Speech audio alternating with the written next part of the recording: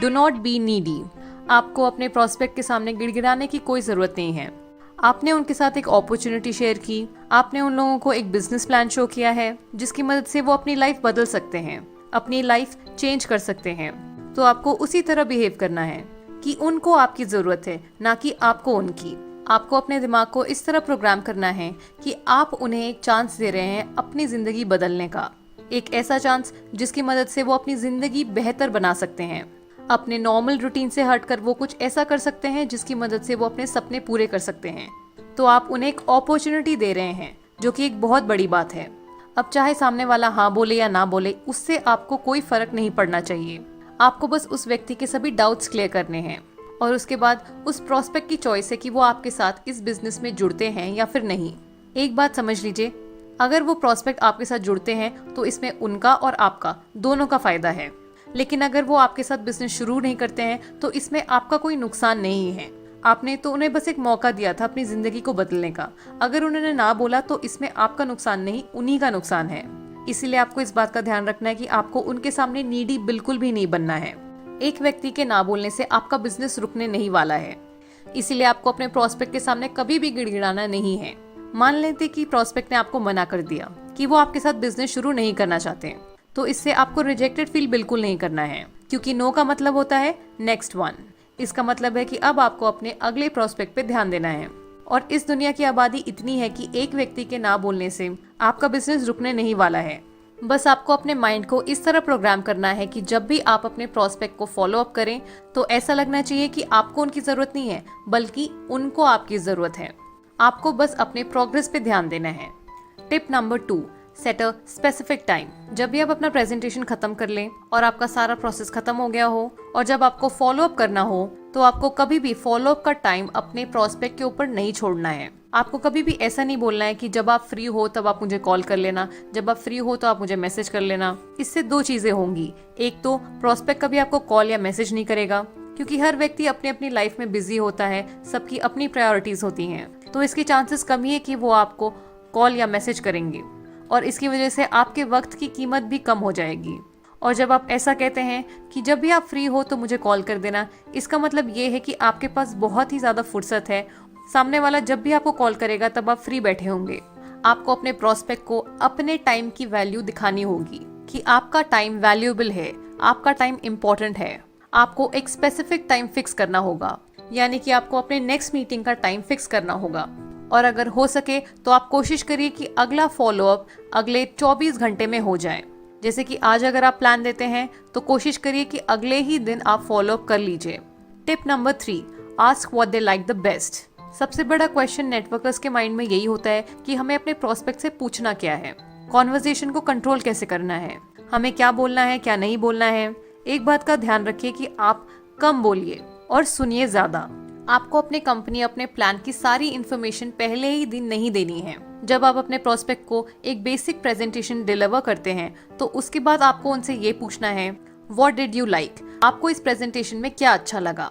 आपको उन्हें ये नहीं पूछना है कि आपको प्रेजेंटेशन कैसा लगा या आपको ये अपॉर्चुनिटी कैसी लगी। ये इसलिए क्योंकि अगर आप सेकंड टाइप का क्वेश्चन पूछते हैं, अगर आप ये पूछ रहे हैं कि व्हाट डिड यू थिंक, जब आप ये पूछते हैं कि आपको ये प्रेजेंटेशन कैसा लगा, तो चांसेस है कि आपको एक ब्रॉड आंसर मिले, जैसे कि हाँ ठीक लगा, और चांसेस ये भी होते हैं कि एक नेगेटिव रिस्पॉन्स आए। आपको अपना कॉन्वर्जेशन हमेशा एक पॉजिटिव वे में लीड करना है। जब आप क्वेश्चन पूछते हैं तो कॉन्वर्जेशन आपके कंट्रोल में होती है, यानी कि आप उसे कंट्रोल कर रहे हैं। अगर आप पॉजिटिव क्वेश्चन पूछते हैं तो आंसर भी पॉजिटिव ही आता है। जैसे कि अगर आप पूछते हैं कि आपको ये प्रेजेंटेशन में क्या अच्छा लगा, क्या अच्छा लगा ये एक पॉजिटिव स्टेटमेंट है, तो इससे आपको एक पॉजिटिव आंसर ही मिलेगा।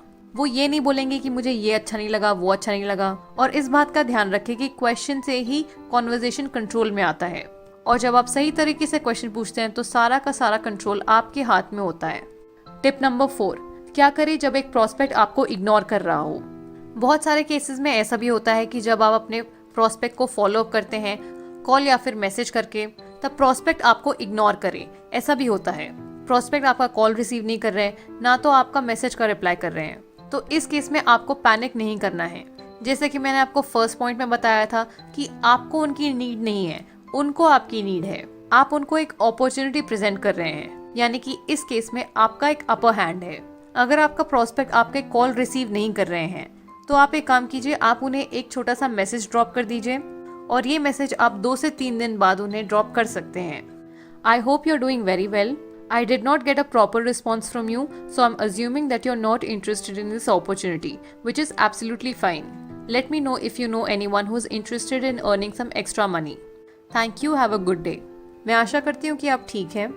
आपकी तरफ से मुझे कोई रिप्लाई नहीं आया, तो मैं अज्यूम कर रही हूँ कि आप इस अपॉर्चुनिटी में इंटरेस्टेड नहीं हैं। कोई बात नहीं, अगर आपके जहन में कोई ऐसा व्यक्ति है जिन्हें एक्स्ट्रा इनकम कमाने में दिलचस्पी है तो आप उनकी डिटेल्स मुझे दे सकते हैं। थैंक यू, आपका दिन शुभ हो। बस आपको यही मैसेज ड्रॉप करना है। अगर इसके बाद उनका रिप्लाई आता है तो अच्छी बात है, अगर नहीं आता है तो कोई बात नहीं, आप अपने नेक्स्ट प्रोस्पेक्ट की तरफ बढ़ जाइए। Tip number 5, validate. Network marketing में आपको ऐसे लोग मिलेंगे जो डायरेक्टली आपको येस बोल देंगे या फिर आपको नो बोल देंगे, और इसके अलावा कुछ ऐसे लोग भी होते हैं जो आपको ये बोलेंगे कि मैं सोच के बताता हूँ। तो ऐसे लोगों को वैलिडेशन चाहिए, उन्हें और इन्फॉर्मेशन चाहिए, उन्हें और फैक्ट्स एंड फिगर्स चाहिए जिससे उनका विश्वास बने इस इंडस्ट्री पे, इस बिजनेस अपॉर्चुनिटी पे। अब आपको कैसे पता चलेगा कि उन्हें वैलिडेशन चाहिए या फिर नहीं? आपको उनसे एक सिंपल क्वेश्चन पूछना है, on a scale of 1 to 10 where do you think you are right now in your decision. यानी कि 1 से 10 के स्केल में आप अपने डिसीजन को कहाँ रखते हैं। अगर वो 5 से 6 के बीच में है, यानी कि उन्हें वैलिडेशन चाहिए, उन्हें और इन्फॉर्मेशन चाहिए। 1 का मतलब होता है कि उन्हें कुछ भी चीज़ क्लियर नहीं है, उनके पास बहुत सारे डाउट्स हैं। और 10 का मतलब है कि वो बिल्कुल ही रेडी है आपके साथ शुरू करने के लिए।